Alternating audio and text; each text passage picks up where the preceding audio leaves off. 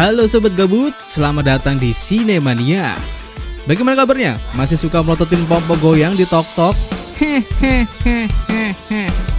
Kembali lagi bersama kita di sini ya. Yang kali ini akan melanjutkan film berjudul Equalizer 2. Yang belum nonton The Equalizer 1, linknya ada di deskripsi ya. Jadi bagi para penggemar film di Equalizer, kita sudah bisa nonton ya untuk rilisan film ketiganya di bulan September 2023 kemarin. Atau kalau kalian ngerasa rugi keluar gocap buat nonton, tongkrongin aja di sini guys. Kita akan bikin rangkumannya. Di film keduanya, Denzel melanjutkan perannya sebagai Robert, si om-om humble kurang kerjaan. Bagi yang belum tahu, Robert ini adalah mantan agen CIA dan pasukan khusus yang telah memalsukan kematiannya guys. Dia sangat ingin hidup dengan normal, tapi entah kenapa selalu ada saja bocil-bocil kematian yang mengusiknya. Nah, di film ini Robert akan membalaskan dendam sahabatnya yang dibunuh dengan sangat kejam. So, tanpa nunggu cuangki lewat depan kosan, siapkan kopi, udut, dan anunya kalian semua. Mari kita gas dan inilah The Aqua Dispenser, The Equalizer 2.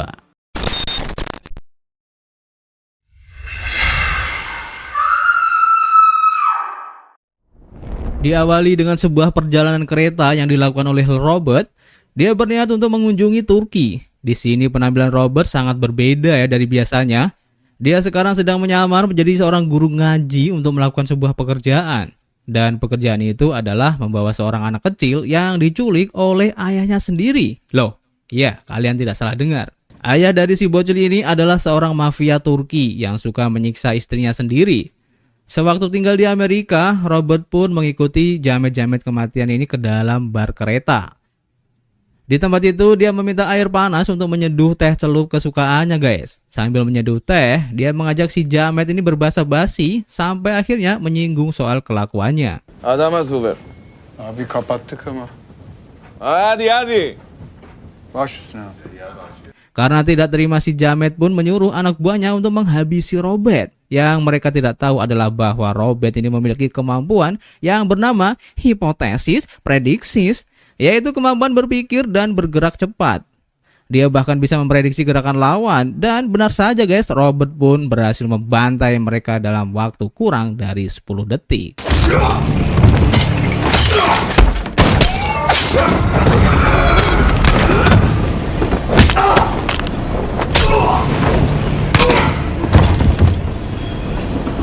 Kemudian Robert menghampiri si jamet dan memberinya dua pilihan, yaitu hidup tapi menyakitkan atau mati tapi tersiksa di kuburan. Begun, sen seçeceksin. Keesokan harinya Robert diam-diam mengantarkan si bocil ke kantor ibunya. Sang ibunya pun sangat senang dan langsung memeluk anaknya. Oh my baby. Di sisi lain, Robert kembali bekerja seperti biasanya. Namun kali ini dia bekerja sebagai sopir ojol dan tinggal di kota Boston. Kalau kalian ingat, dia bekerja sebagai penjaga toko bangunan di film pertama. Dia melakukan semua pekerjaan tersebut agar bisa memiliki rasa manusiawi. Sebagai sopir ojol, Robert juga lebih sering mengantarkan kakek-kakek dari panti jompo ketimbang penumpang yang lebih muda. Lebih tepatnya, dia ingin membantu orang-orang yang membutuhkan. Copy center? Copy center. Yes. Lift off. Terkadang Robert juga mengantarkan orang lain dengan kepribadian dan pekerjaan yang berbeda-beda. Tapi sejauh ini, dia sangat menyukai pekerjaan sopir ojol ini guys. Karena Robert jadi lebih sering berbincang dengan orang lain sehingga bisa menimbulkan rasa empati dalam dirinya. Sepulang bekerja, Robert menyapa Fatimah yang merupakan tetangga barunya. Fatimah adalah seorang imigran muslim yang juga anggota mak-mak PKK pecinta bonsai. Howdy coming. Left you something upstairs. Did you? Thank you, Fatima. You coming to the potluck? Yes, I'm coming. Plates and napkins. Napkins and plates. Malam harinya Robert menggalau karena tiba-tiba teringat mendiang istrinya. Dia pun mencium cincin kawinnya untuk mengenang sang istri. Di waktu yang sama, seorang pejabat di Belgia baru saja pulang dari kantor. Di rumahnya dia terkejut saat melihat istrinya yang terluka dan ternyata di sana sudah ada 3 pembunuh bayaran yang diperintahkan untuk membunuh si pejabat dan istrinya.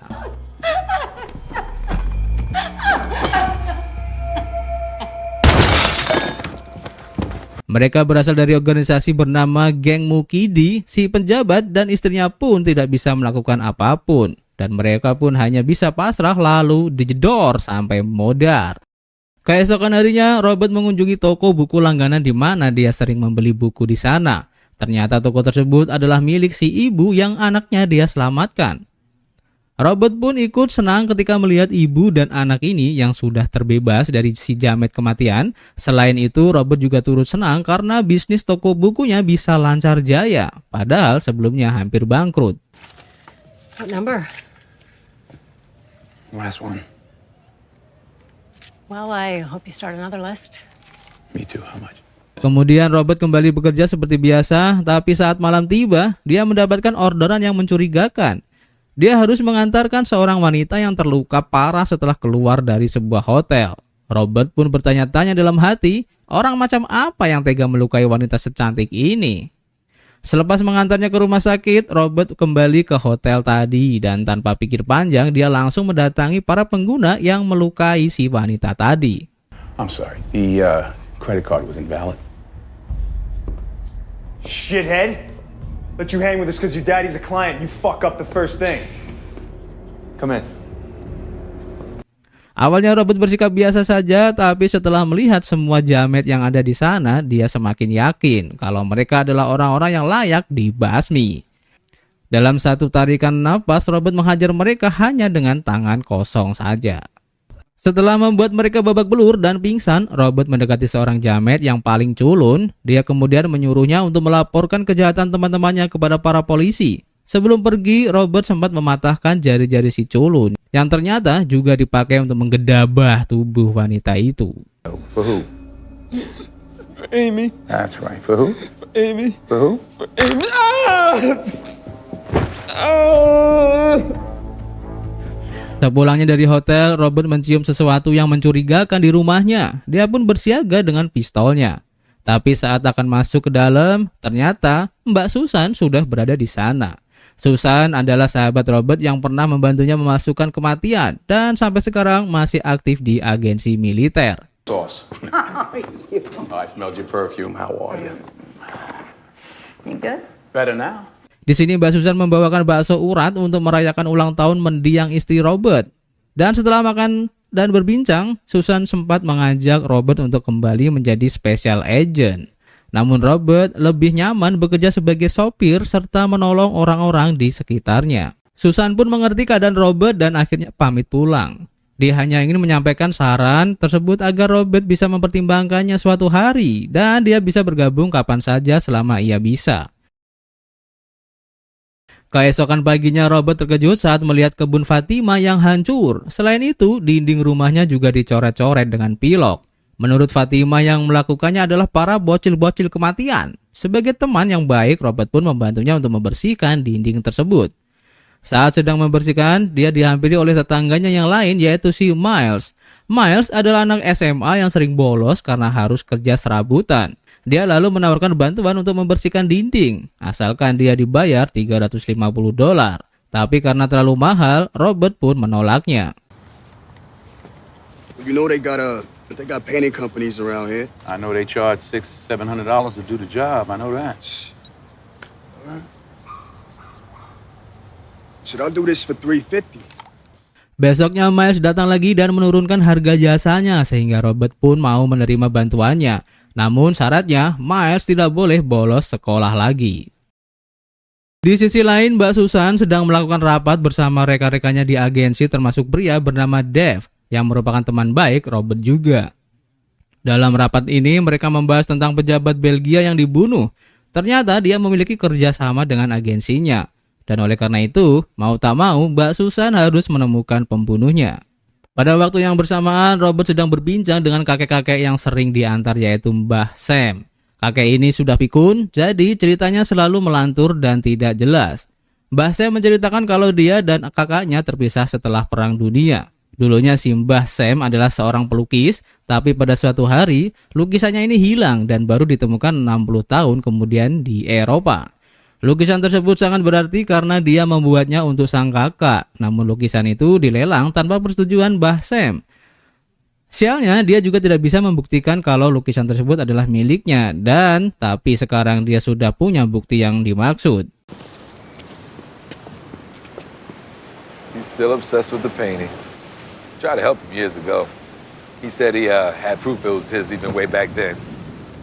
Robert yang merasa prihatin akhirnya menemui Mbak Susan dan suaminya, yaitu Mas Brian. Dia ingin meminta bantuan kepada Susan untuk mencari tentang lukisan Mbah Sam karena kebetulan dia akan pergi ke Eropa. Another dinner then.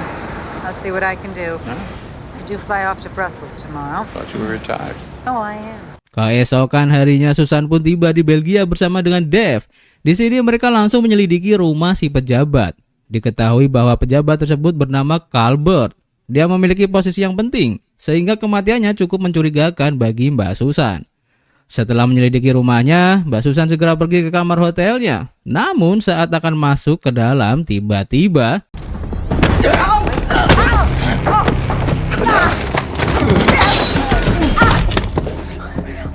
walaupun sempat melawan, Mbak Susan akhirnya terpojokkan ya oleh dua perampok itu, dan naasnya scene pun berubah jadi gelap. Di lain pihak, Robert sedang berbincang dengan Miles selepas mengantarkan Mbak Sam ke panti asuhan. Miles terlihat sudah membersihkan coretan para bocil dan berniat untuk menggambar grafiti agar lebih bagus. Usut punya usut, Miles sudah jago menggambar sejak masih kecil. Tapi sayangnya, kehidupan Miles menjadi suram ketika kakaknya ditembak oleh orang tak dikenal. Padahal sang kakak adalah petinju hebat. Selagi mengobrol, tiba-tiba Robert mendapatkan telepon dari Brian. Dia pun langsung shock bukan main ketika Brian mengabarkan bahwa Mbak Susan telah meninggoy. Yeah. Got it. Tanpa berpikir panjang, Robert pun bergegas terbang ke Washington DC untuk melayat ke rumah Brian dan Mbak Susan. Di sana Brian tampaknya sangat terpukul ya karena sang istri meninggal dengan mengenaskan. Namun hingga saat ini, Brian masih tidak percaya kalau Susan dibunuh oleh perampok. Jika memang perampok, harusnya cincin emas Susan juga diambil. Tapi nyatanya cincin tersebut masih utuh. Brian pun meminta bantuan kepada Robert untuk menyelidiki kasus ini sebab Brian tidak terlalu percaya kepada pihak agensi. What the agency said? They said they do everything in their power. They're working with Interpol. Promised to find whoever it was. Tanpa berlama-lama, Robert langsung meretas file komputer dan HP milik Mbak Susan untuk mencari tahu pelakunya. Di lain pihak, para perampok yang menyerang Susan menerima telepon dari orang tak dikenal. Tapi saat telepon itu diterima, tiba-tiba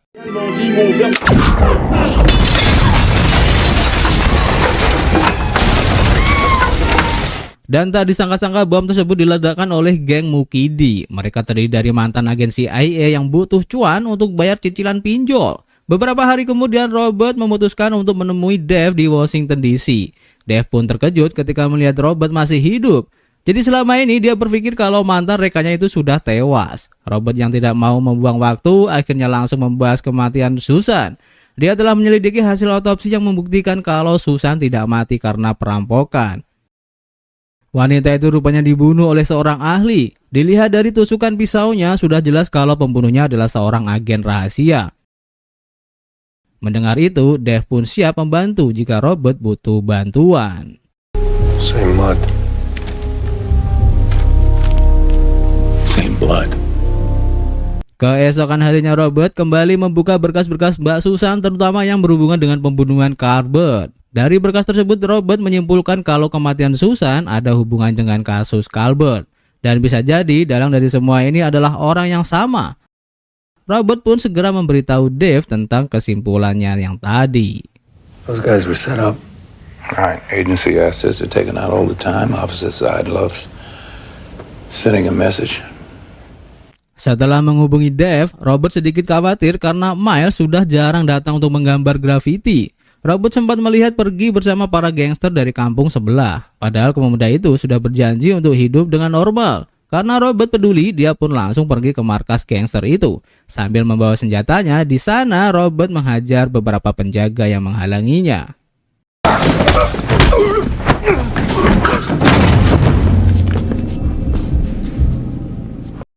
Kemudian Robert memaksa Miles untuk pulang dan kembali menggambar. Sangat disayangkan kalau pemuda sepertinya bekerja jadi pengedar bubuk haram seperti para gangster itu.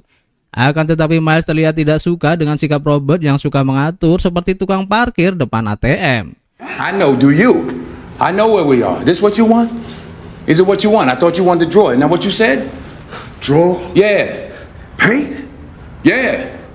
Melihat Miles yang membangkang, Robert pun langsung memberikan pelajaran dengan berkata bahwa kehidupan gangster itu pasti berurusan dengan membunuh atau akan dibunuh. Miles pun yang ketakutan pun hampir mengompol di celana dan pada akhirnya dia mau mengikuti nasihat Robert. Sejak kejadian itu, Miles pun menyelesaikan grafitinya dan kembali dekat dengan Robert. Selain itu, Robert juga akan memberinya pekerjaan jadi tukang cat jika Miles mau rajin membaca buku. Keesokan harinya Robert mendapatkan penumpang yang sangat mencurigakan. Kalau dilihat dari tampangnya, dia mirip sekali dengan ketua paguyuban Jamet Madiun. Dia meminta Robert untuk mengantarnya ke bandara, tapi Robert sengaja berlama-lama untuk melihat reaksi si Jamet. Dan benar saja, dia tiba-tiba mengeluarkan pisau dari saku jasnya. Beruntung, Robert langsung membelokkan mobilnya sehingga membuat si Jamet terjatuh. Setelah itu, giliran Robert yang menghajarnya.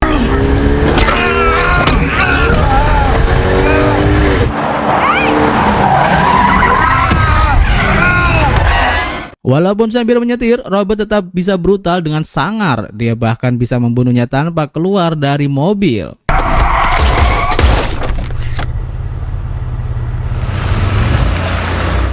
Robert kemudian pergi ke tempat yang sepi untuk membakar si Jamet di dalam mobilnya. Robert tidak ingin berurusan dengan polisi. Tapi sebelum membakarnya, dia sempat meretas HP milik si Jamet untuk mencari tahu siapakah bosnya. Dari informasi yang dia dapat dari HP tersebut, Robert pun akhirnya mengungkap dalang yang sebenarnya dan tak disangka-sangka orang itu adalah Dave. Selama ini dia adalah pemimpin geng Mukidi yang telah membunuh Calbert dan Mbak Susan. Jadi mari kita panggil dia dengan nama Mukidi saja ya guys. Robert pun tidak habis fikri kenapa Mukidi tega membunuh Mbak Susan. Mukidi lalu menjawab kalau dia terpaksa melakukannya. Usut punya usut, divisi Mukidi ditutup setelah Robert dikabarkan tewas beberapa tahun lalu. Tell me I'm wrong, Dave. You gonna answer it? Dan sejak saat itu Mukidi kekurangan uang sehingga mencari pekerjaan sampingan sebagai pembunuh bayaran.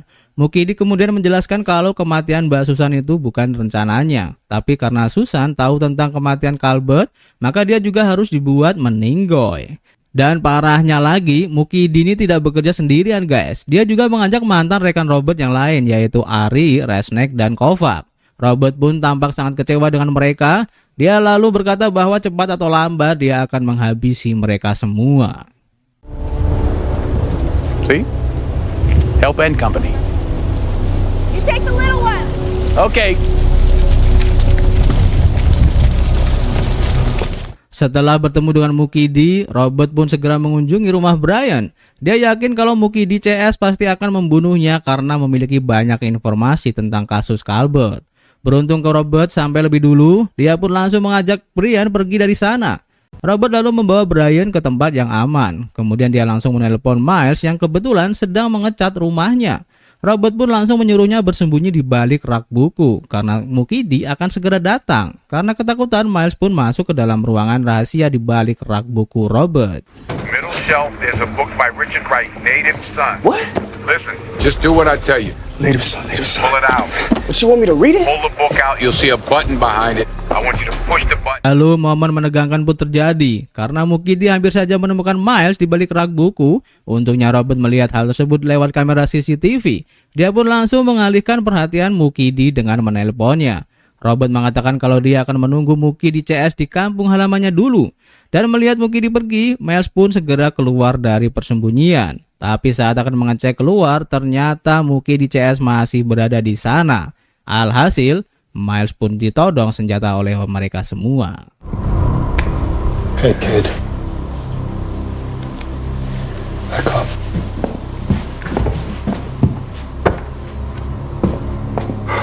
Sementara itu Robert sudah sampai di kampung halamannya untuk menyiapkan rencana pembantaian. Dia sengaja pergi ke tempat itu karena badai angin sedang terjadi. Dengan begitu Robert bisa membunuh mereka dengan leluasa. Di sisi lain, Mukidi CS menyusulnya sambil menyandra Miles di bagasi mobil. Mukidi juga tega membunuh seorang polisi yang menghalangi jalannya. Setibanya di sana, Mukidi dan antek-anteknya pun berpencar. Dia memilih untuk memantau dari atas ke menara, sedangkan yang lain akan mencari Robert dari rumah ke rumah. Di sini anak buah Mukidi yang bernama Kovac masuk ke dalam sebuah bengkel dan ternyata Robert juga sudah berada di sana. Robert pun kembali melakukan hal brutal. Dia menembak Kovac dengan panah nelayan hingga anak panahnya menembus perutnya.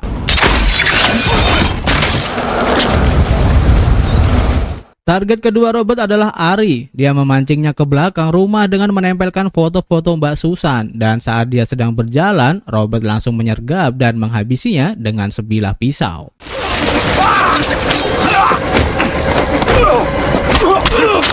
Kemudian Robert membuat jebakan baru untuk anak buah Mukidi yang lain, yaitu Resnick. Dia menjatuhkan beberapa bahan kimia yang sudah terbakar di sebuah rumah. Dan bodohnya si Resnick ini malah melemparkan bom ke dalam rumah tersebut. Alhasil, bom meledak dan mengenai tubuhnya sendiri. Karena merasa sudah terpojok, Mukidi pun akhirnya mengancam akan membunuh Miles jika Robert tidak mau menunjukkan diri. Nice move, Mac. But it's not gonna make any difference. Where are you, you son of a bitch? Walaupun diancam, Robert tetap bertindak dengan tenang. Dia lalu diam-diam naik ke atas menara untuk mengajak Mukidi berduel 1 lawan 1. Tapi saat Robert bertarung dengan tangan kosong, Mukidi justru menggunakan sebuah pisau.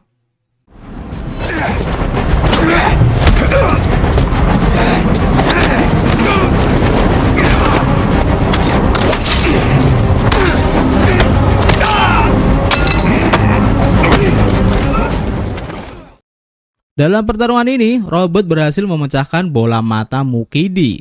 Di mana kalau saya tunjukkan secara gamblang ya pasti dolar kuning. Dan setelah merebut pisaunya, kemudian Robert pun membunuhnya dengan sangat edan.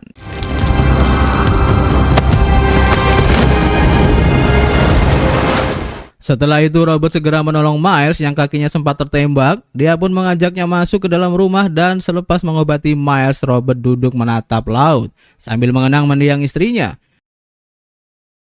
Di akhir film, Miles kembali bersekolah seperti biasanya. Dia juga rajin menggambar untuk mewujudkan cita-citanya sebagai seorang pelukis. Di sisi lain, Mbah Sam juga akhirnya dipertemukan dengan kakaknya yang sudah terpisah sejak Perang Dunia. Dan semua itu berkat bantuan dari Robert.